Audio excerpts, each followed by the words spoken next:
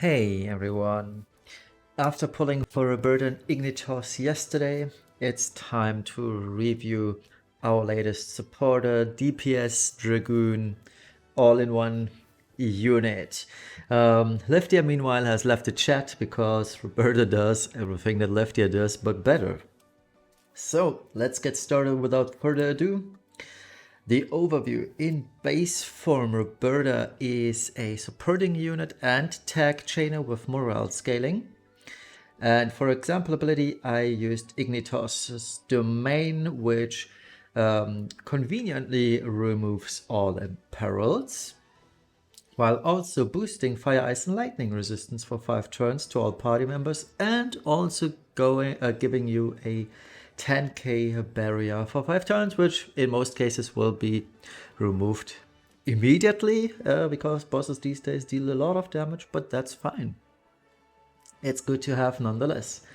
In Brave Shift, I probably should have put supporting unit as well, because she retains all her killer buffs, etc.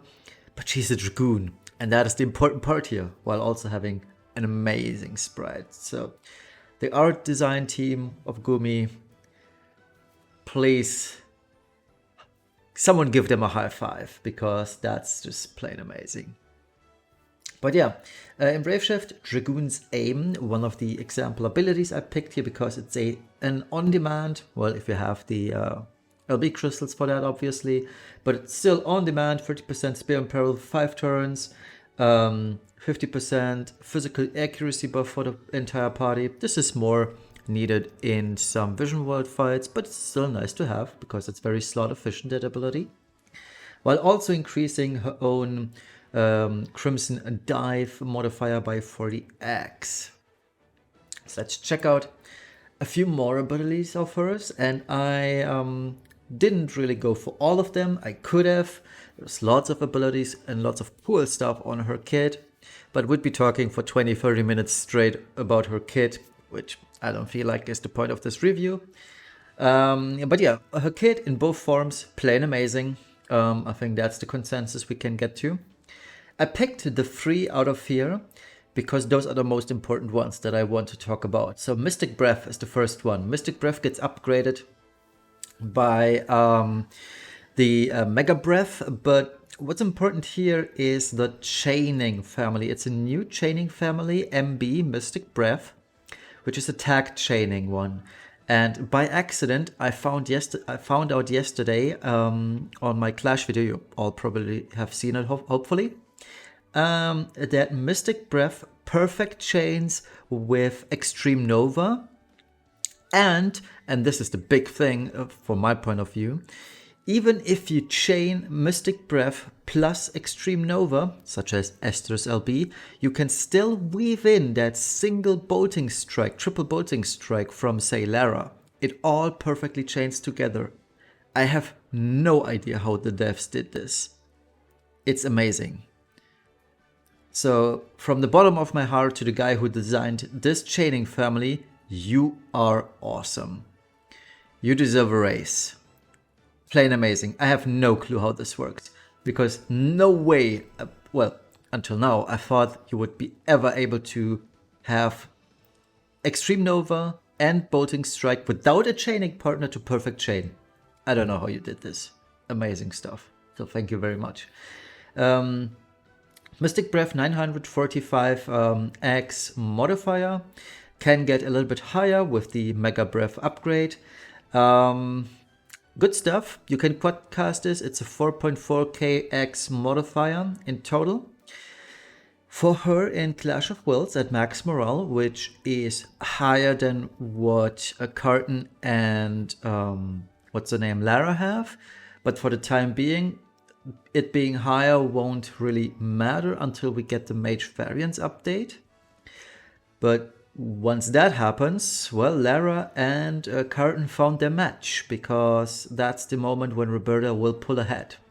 Well, maybe, but we'll have to see. But things are looking very good for Reberta and Ignitos regardless, because that modifier is really high. Another thing that is super cool about this is its magic asterisks. meaning this is a physically typed non-elemental magic damage which can be imbued to your liking. So if you don't want to use fire, such as from Infernal Breath, you can imbue her with light, you can imbue with lightning, ice, whatever you like, and this ability will have that element. Awesome stuff. The devs learned a lesson from Tiana and the Swords. Really good stuff. Speaking of Infernal Breath, I think Leftia is already gone by this time, but I mean, 135 Imperil on demand, by the way. Stat increase, nobody cares, because she has better ones somewhere else, but Fire Imbue and a 45 Fire Amp. Leftia, on the other hand, needs her stupid SLB for that. And Reberta can do this turn 1 right away. That is power creep, ladies and gentlemen.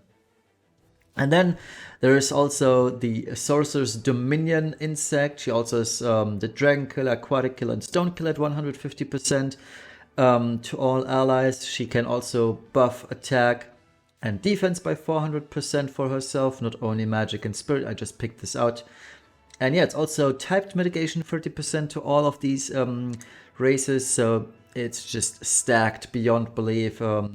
Amazing stuff, honestly. It's, I don't know, it's crazy. The slot efficiency on Reberta is just beyond words.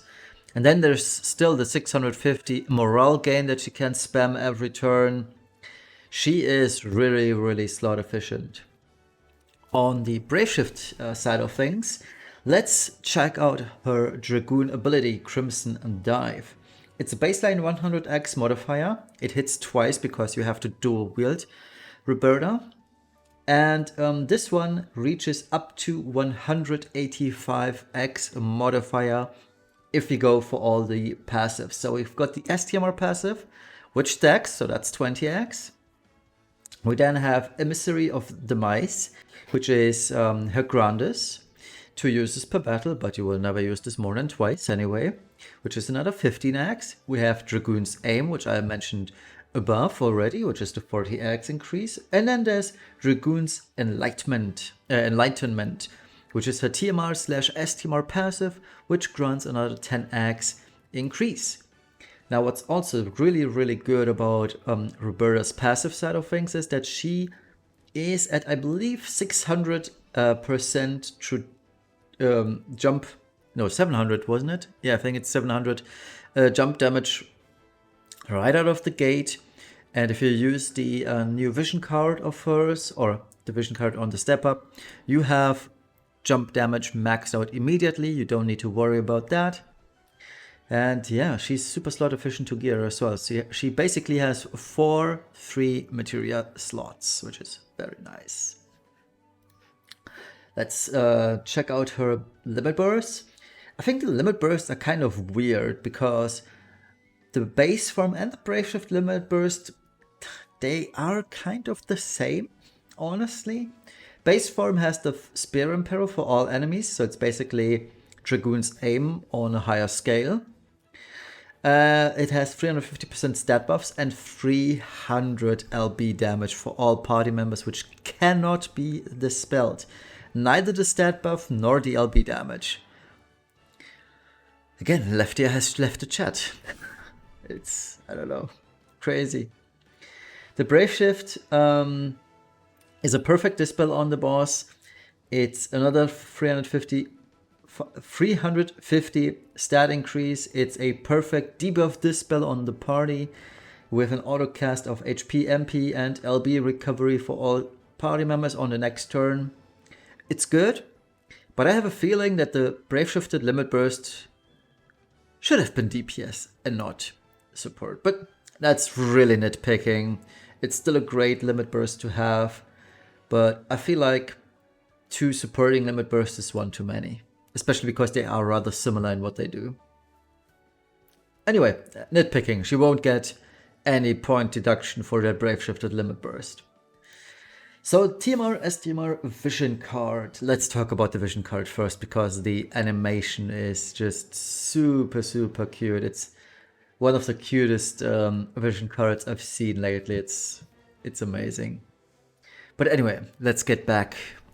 Let's read from left to right as is standard in Western countries. So the Trustmaster, it's a materia, allows use of spears, 50 attack and magic, and 50 jump damage. It's a very, very good Trustmaster. It's I do want this for every single weapon type, honestly, especially hammers, especially axes, those come to mind, or what's it called, harps or instruments, I should say, because those are the harder ones, or whips, for example, is also another good example, because while we have upgrade package, it's it's AI Katie, it's limited. I don't have it, and many other people don't have it either, so please give us more of that. It's awesome. The Super Trustmaster is a one-handed spear with 1.0 to 1.3x variance, 200 attack and magic alike. And passives are 50 jump damage, that's for everyone. 50 human killer, physical and magical, which is also for everyone. But the 10x mod increase, all physical attacks without the LB. And the 500 static attack and magic, which stacks, by the way. Those two are for Reberta variants only. Not only Reberta Ignitos, but also the old Reberta, the 7-star one. The vision card, 115 attack and magic, 30% passives with 20% MP, so 60 attack, magic, and 40% MP in total. And FFBE units gain 50% Dragon Killer on top, physical and magical. The STMR is great for the time being. My first initial thought that the vision card was just meh, and I still kind of feel that way because of the killer type. Why is this locked to FFBE units? This vision card would have been plain amazing if it weren't for that FFBE lock. Now, I understand that this card is great for hybrid units, but hybrid units aren't a thing anymore, and they never will be. But the one nitpick I have about this card is the FFBE lock, because it just doesn't make any sense to me. But I guess they had to kind of downgrade this, and this was probably the easiest way to do this, because otherwise I would almost call this please keep that in mind, a premium card. But yeah, it's a good card with the super meh FFBE lock, and it's kind of downplaying it, but yeah. I mean, I hope you get the gist of why I am not super fond of this card, even though the stats are really good. Let's also talk about the latest global exclusive card, Bond with the Crimson Dragon. Art style is kind of if you're asking me, but maybe this floats your boat, so no kink shaming. The stats are pretty decent though. 110 attack and magic, a little bit less than what Reberta's own card has. 25 fire, ice, lightning resistance with 300 static attack and magic, the good stuff. 50% attack and magic, and 100% jump damage. The last one, the 100 jump damage is locked to FFBE units. Well, the card is pretty good for Reberta if she's a Dragoon.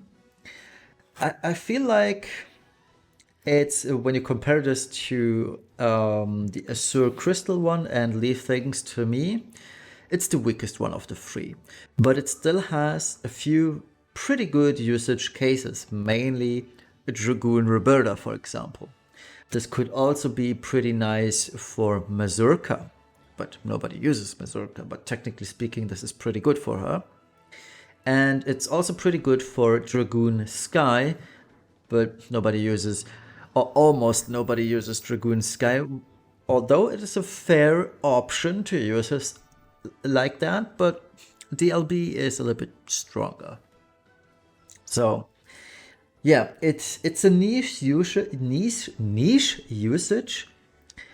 It's certainly not bad, but it's not as good as I would have liked it to be for a, well, global exclusive card that you have to basically pull for.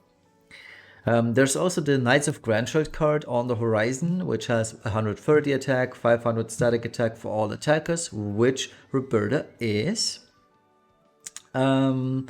So yeah, I mean, truth be told, you will be putting that Knights of Grandchild card on LB damage dealers because it has lots of LB damage on it. But it's also an option for Dragoon Reberta.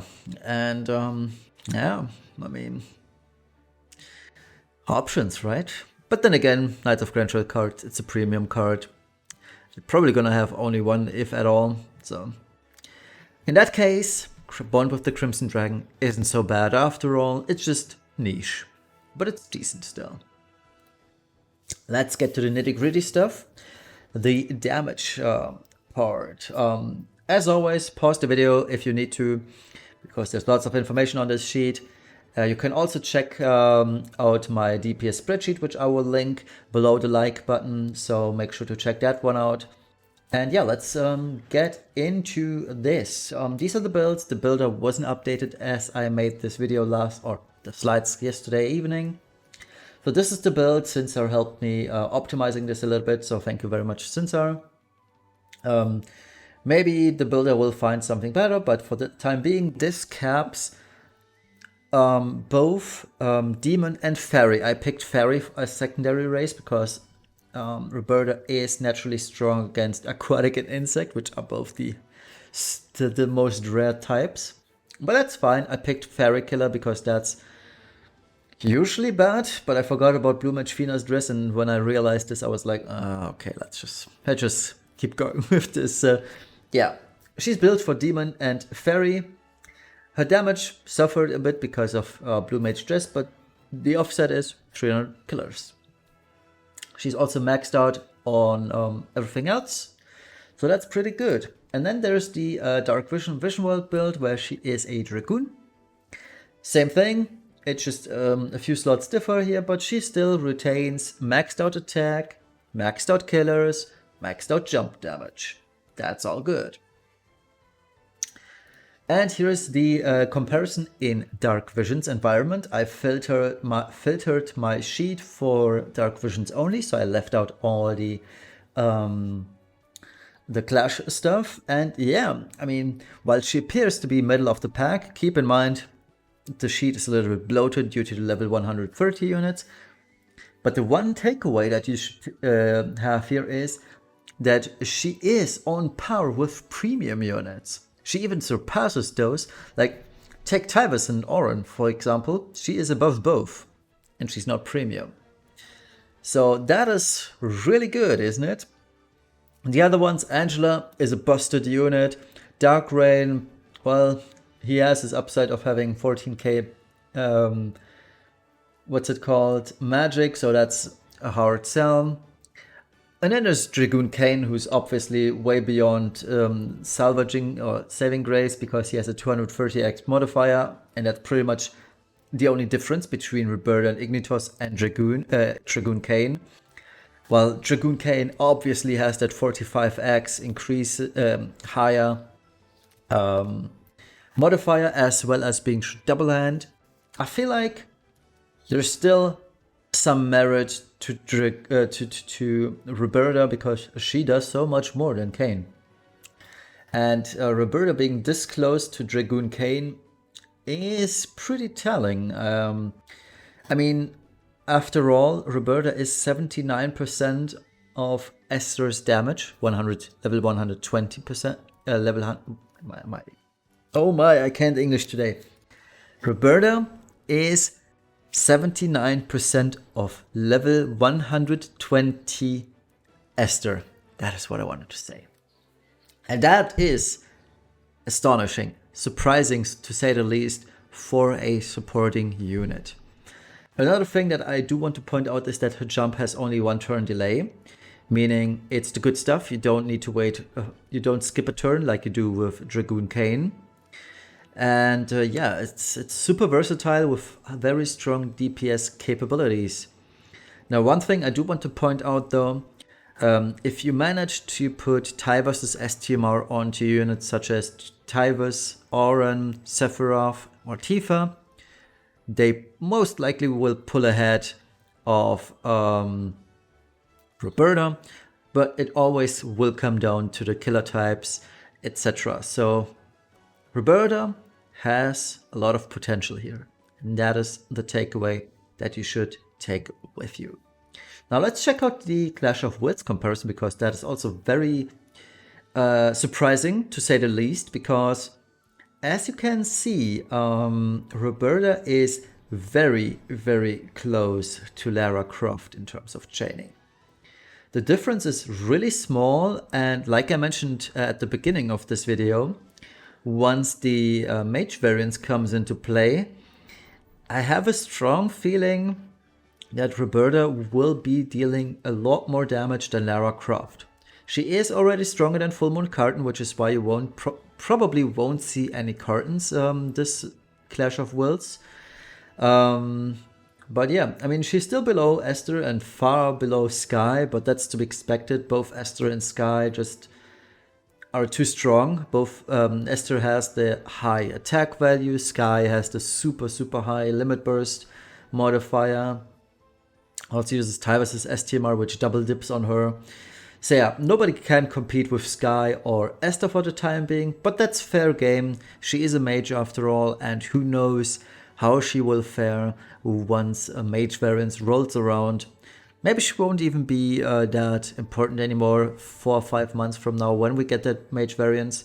But for the time being, she can only get so much better, because she isn't even at full potential without mage variance. And truth be told, I wish, now that we have Reberta, I really wish Ling, White Dragon Ling, and Bulwark would be the same way as Reberta, because whew, that would have spiced things up a lot. So yeah, here's the verdict. Couldn't help it, she's another 10. I really tried looking for downsides that really deduct points, but just like I failed to do so with Esther, I also fail at Reberta to find anything meaningful that really downplays her strengths. So the good stuff: 135 Fire Imperil and Imbue on demand with a 30% Spear Imperil on demand. Definitely +1. She has high DPS in both forms, 79% of Esther in Dark Visions. That is a +1 point as per the rules. She has an amazing kit, it's super fleshed out, there's pretty much almost nothing left to be desired other than the 2 things I mentioned on the bad side of things, which I wouldn't call bad, it's really nitpicking. Her TMR is amazing, the STMR is superb, the hybrid vision card of hers is strong, but again, hybrids are not a thing, but still worth pointing out if that were to become the case ever. And because I do have bonus points, she is a strong in Dark Visions and Clash alike, and this bonus applies to all units. It applies to applied to Esther, it would apply to Sky, it would apply to Louise, it would apply to Ling, etc. So same rights for everyone. Everyone's equal here. So yeah, bonus. And the bad side of things, well, bad quote unquote, because those are really nitpicking, like I mentioned. Sadly, she cannot imbue lightning and ice. This is something I haven't talked about yet, but she has a Grandis in her base form, which amps fire, ice, and lightning by 45%, but she doesn't have the imbues along with that. So that's the only downside I can really think of that I feel like is, why don't you have that ice and lightning imbue as well? That'd be so amazing. But oh well. And then super far-fetched, but I know she has no SPR break. I would have kind of liked an 85% break. I would have been fine with 85%. Nothing crazy, nothing too strong.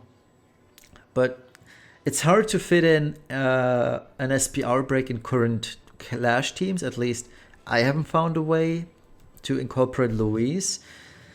And same applies kind of to Dark Visions, right? You either bring Louise or not, and that's kind of I don't want to, because Reberta does what Louise does, but better. So that's kind of a downside, but then again, she is so slot efficient, I didn't deduce any points, and thus she ended up at 10. So the second 10 out of 10 unit, and unsurprisingly, the only 2 10 out of 10 units we have right now are Esther and Reberta. both global exclusive units. For that matter, I should mention Louise and White Dragon Ling would have been 10 out of 10 as well. Just saying, so this isn't any bias or anything. Louise and Ling, most likely Bulwark as well, would have been straight 10s as well. Just saying. So yeah, Reberta and Ignitos, Swiss Army Knife unit, they do everything you want them to do. She's what, or they are what White Dragon Ling and Bulwark should have been. Amazing kit with high DPS potential, and this can only get so much stronger with the upcoming Mage variants patch. Well, 4 months from now or 5 months from now, but still, it's on the horizon. And I will point this out, because I've read a few people already saying, I will skip her, she doesn't feel that important, or her damage isn't that good. You are wrong. You're so terribly wrong if you say she's skippable, she doesn't deal much damage. She is strong, way stronger than you believe she is. And if you ask me for substitutes for Reberta in the next few months, I will straight up say, no, there is none. Potentially I won't even answer, because it's a question that shouldn't be asked. You either pull for her and you'll be happy, or you don't pull for her and deal with it. But don't ask for help if you don't have her, because you were too lazy to pull a forward for yourself. She's skippable. She's not. And that's the end of this review. Thank you all for watching. Let's do some Clash after this. And yeah, if you're not interested that much in Clash, but do want more Dark Visions videos, maybe I'll do some. No promises. But have a wonderful rest of the Friday evening, morning, afternoon, wherever you're from. See you later. Bye bye.